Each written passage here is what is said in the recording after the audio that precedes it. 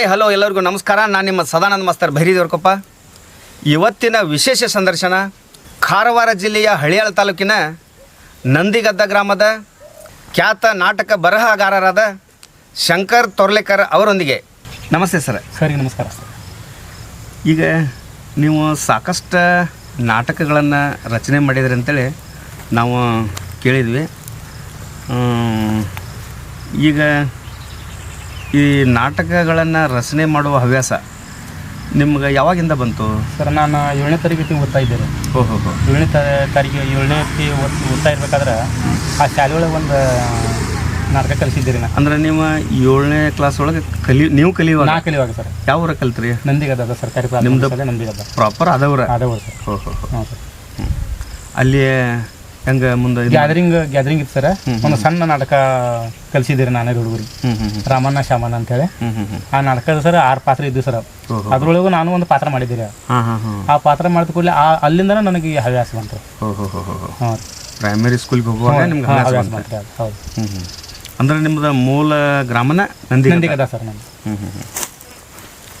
ಈಗ ನಿಮ್ಮ ತಂದೆ ತಾಯಿಯವರಿಗೆ ನೀವು ಎಷ್ಟು ಜನ ಮಕ್ಕಳು ಸರ್? ನಮ್ಮ ತಂದೆ ತಾಯಿಗೆ ನಾವು ಒಬ್ಬನೇ ಮಗ ರೀ, ಮತ್ತು ನಮ್ಮ 4 ಮಂದಿ ತಂಗ್ಯಾರ. ಈಗ ನೀವು ವೃತ್ತಿ ಏನು ಮಾಡೋದು ಈಗ? ಸರ್ ನಾನೀಗ ವ್ಯವಸಾಯ ಮಾಡ್ತೇನೆ ಸರ್.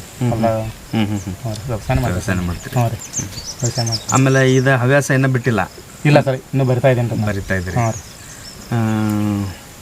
ಈಗ ಎಷ್ಟು ಬುಕ್ ಬರೆದಿರಿ ಸರ್? ನಾನೀಗ 15 ನಾಟಕ ಬರ್ದೇನೆ ಸರ್. ಅದರೊಳಗೆ ಸರ್ 5 ನಾಟಕ ಪ್ರಿಂಟ್ ಆಗ್ಯಾವ ಸರ್. ನಾನು ಪ್ರಿಂಟ್ ಆಗ್ಯಾವ? ಅವು ಎಲ್ಲಿ ಪ್ರಿಂಟ್ ಮಾಡಿರಿ ಸರ್? ಗಜೇಂದ್ರ ಪ್ರಕಾಶನ ಹುಬ್ಳಿ ಸರ್. ಹುಬ್ಳಿ? ಹಾಂ, ಹುಬ್ಳಿ ಗಜೇಂದ್ರ ಪ್ರಕಾಶ್. ಹಾಂ, ಹುಬ್ಳಿ ಸರ್. ಕೆಲಸಗಾರ ಪ್ರಿಂಟಿಂಗ್ ಅಲ್ಲೇ ಕೊಡ್ತೇನೆ ಸರ್. ಈಗ ಆಲ್ಮೋಸ್ಟ್ ನಮ್ಮ ಉತ್ತರ ಕರ್ನಾಟಕದಾಗ ಅವರೇ ಮಾಡೋದು ನಾಟಕ ಬುಕ್ಸ್ ಎಲ್ಲ ಸಿಗೋದು ಅಲ್ಲೇ ಸರ್. ಹಾಂ, ಓಕೆ. ಈಗ ಸರ್ ನೀವು ಪ್ರೈಮರಿ ಸ್ಕೂಲ್ ಅಂತೂ ನಿಮ್ಮ ಊರೊಳಗೆ ಕಲ್ತ್ರಿ? ಹೈಸ್ಕೂಲ್ ರೀ? ಹೈಸ್ಕೂಲ್ ಮುರ್ಕೋಡ್ ಸರ್ಕಾರಿ ಪ್ರೌಢಶಾಲೆ ಮುರ್ಕೋಡ್ರೆ ಕಲ್ತೀರಿ? ಹಾಂ. ಆಮೇಲೆ ಮುಂದೆ ಕಾಲೇಜ್ ಸರ್? ನಾನು PUC first year second year Alnavar ಮಾಡಿದೆ ಸರ್. ಅಳ್ನಾವರ ಮಾಡಿದೆ ಸರ್. ಅಂದ್ರೆ ಹೋಗೋದು ಬರೋದು ಮಾಡ್ತಿದ್ರಿ? ಹೌದು ಸರ್, ಬಸ್ಸಿಗೆ ಹೋಗ್ತೀವಿ ಸರ್ ಮಾರ್ನಿಂಗ್ ರೀ. ಆಮೇಲೆ ನಂದು BPEd ನಾನು CPEd ಮಾಡಿ BPEd ಮಾಡಿದೆ ಸರ್. BPEd ಅಂಕೋಲ ಮಾಡಿದೆ ರೀ. ಅಂಕೋಲ ಮಾಡಿ ಪ್ರೈಮರಿ ಮಾಡುವಾಗ ನಾನು BPEd ಮಾಡ್ಬೇಕಂತೇಳಿ ನಾನು ಬೆಳಗಾವಿ BPEd ಮಾಡಿದೆ ರೀ. BPEd ಮಾಡಿದ ಕೂಡಲೇ ರೀ ನಂದು ಬಿಜಾಪುರಕ್ಕೆ ಗ್ರಾಂಟ್ ಪ್ರಗತಿ ಸ್ಕೂಲ್ ಅಂತ ಹೇಳಿದ್ರಿ. ಅದರೊಳಗೆ 12 ವರ್ಷ ಮಾಡಿದೆ ಸರ್ ನಾನು ಡ್ಯೂಟಿ. ಹಾಂ ರೀ, ಟೀಚರ್ ಆಗಿ 12 ವರ್ಷ ಮಾಡೇನಿ ರೀ. ನ್ಯಾಷನಲ್ ಫೈಟ್ ಆಗಿತ್ತು ಸರ್ ನನ್ನ ಟೀಮ್ ಖೋಖೋ ರೀ. ಅಲ್ಲಿಂದ ಅವರು ಗ್ರಾಂಟ್ ಆದ ಕೂಡಲೇ ಅವರು ಅಮೌಂಟ್ ಕೇಳಿದ್ರು. ನಾನು ಮನೆಯಾಗ ನೋಡಿದ್ರೆ ಕಿತ್ತನ ಬಡತಾನ ರೀ. ನಮ್ಮ ತಂದೆ ಕ್ಯಾನ್ಸರ್, ತಾಯಿ ಕ್ಯಾನ್ಸರ್ ರೀ. ಹಾಂ ರೀ. ಆಮೇಲೆ ಅದ್ರ ಸಂಬಂಧ ನಾನು ಅಲ್ಲಿ ರಿಸೈನ್ ಕೊಟ್ಟು ನಾನು ಬಂದು ಹೊಲ ಮಾಡ್ಕೊಂಡು ಅದೇನು ರೀ. ನಮ್ಮ ಅಪ್ಪಂದು ಒಂದು 10 ಎಕರೆ ಭೂಮಿ ಐತ್ರಿ. ಅದು ಮಾಡ್ಕೊಂಡು ಕಬ್ಬು ಮಾಡ್ಕೊಂಡು ಆರಾಮೈತ್ರಿ ಜೀವನ. ಹಾಂ. ಈಗ ನಿಮ್ಮ ತಂದೆಯವರು ತಾಯಿಯವರು ಇಲ್ಲ? ಇಲ್ಲ ಅಂದ್ರೆ ಈಗ ನೀವು ಅಲ್ಲಿ ಡ್ಯೂಟಿಗೆ ಹೋಗ್ಬೇಕಾದ್ರೆ ಇದ್ರು ಅವ್ರ ಮನ್ಯಾಗ? ಹೌದು ಸರ್, ಇದ್ರಿ. ತಂದೆನೂ ಇದ್ರೆ ತಾಯಿನೂ ಇದ್ರಿ.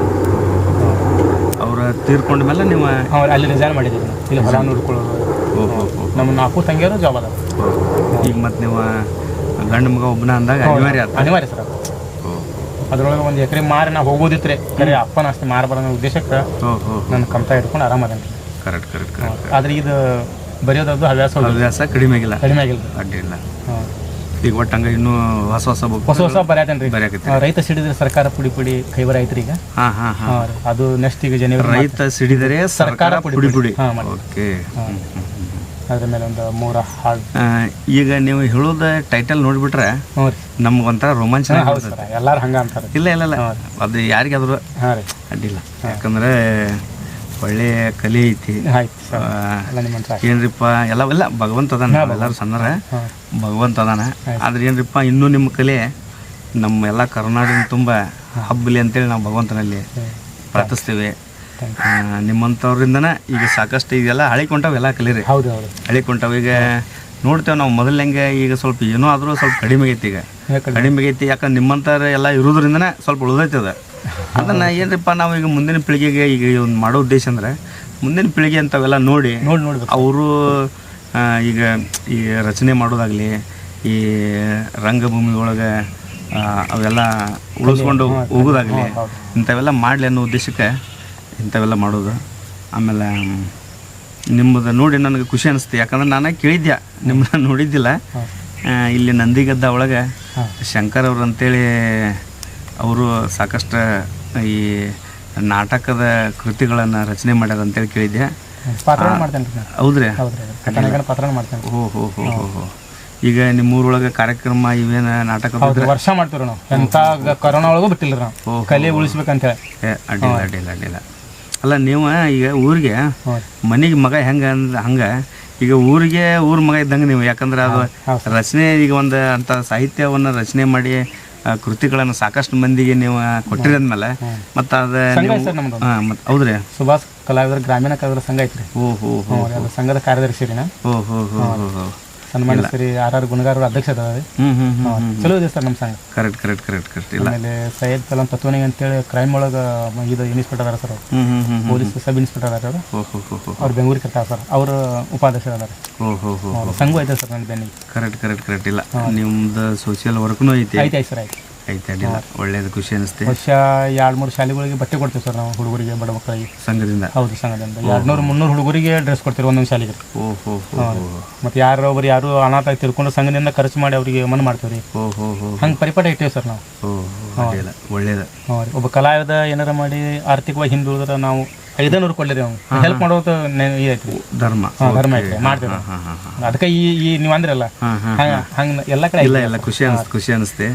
ನಾನು ಬರೀ ಏನಪ್ಪ ಒಂದು ರಚನೆ ಮಾಡ್ಕೊಂಡು ಅವ್ರ ಮನೆ ಬಾಳೆ ಮಾಡ್ಕೊಂಡು ಹೊಂಟಾರ ಅಂತ ತಿಳ್ಕೊಂಡಿದ್ದೆ. ಆದ್ರೆ ಇನ್ನೂ ಖುಷಿ ಅನಿಸ್ತೆ. ಯಾಕಂದ್ರೆ ಈ ಸಾಮಾಜಿಕ ಕೆಲಸನೂ ಇದ್ರ ಜೋಡಿನ ಸಾಮಾಜಿಕ ಕೆಲಸನೂ ನೀವು ಮಾಡ್ಕೊಂಡು ಹೊಂಟ್ರಿ ಅಂದಾಗ ಇನ್ನೂ ಭಾಳ ಖುಷಿ ಅನಿಸ್ತೆ. ನಿಮ್ಮ ಕಲೆ ಇನ್ನೂ ಸಾಕಷ್ಟು ಹಬ್ಬಲಿ. ಆಮೇಲೆ ನಿಮ್ಮ ಏನು ನಂದಿಗದ್ದ ಅಂತ ಏನು ಊರು ಕೇಳಿದಲ್ಲ, ಇದು ಬರೀ ಹಳ್ಯಾಳ ತಾಲೂಕಿಗೆ ಅಷ್ಟೇ ಸೀಮಿತ ಅಲ್ಲ, ಇದು ನಮ್ಮ ಕರ್ನಾಟಕಕ್ಕೂ ಅಷ್ಟೇ ಅಲ್ಲ, ಜಗತ್ತಿನ ತುಂಬಾನು ಹರಡ್ತೈತಿ. ಯಾಕಂದ್ರೆ ನಿಮ್ಮ ಕಲೆ ಮುಖಾಂತರ ಹರಡ್ತೈತಿ.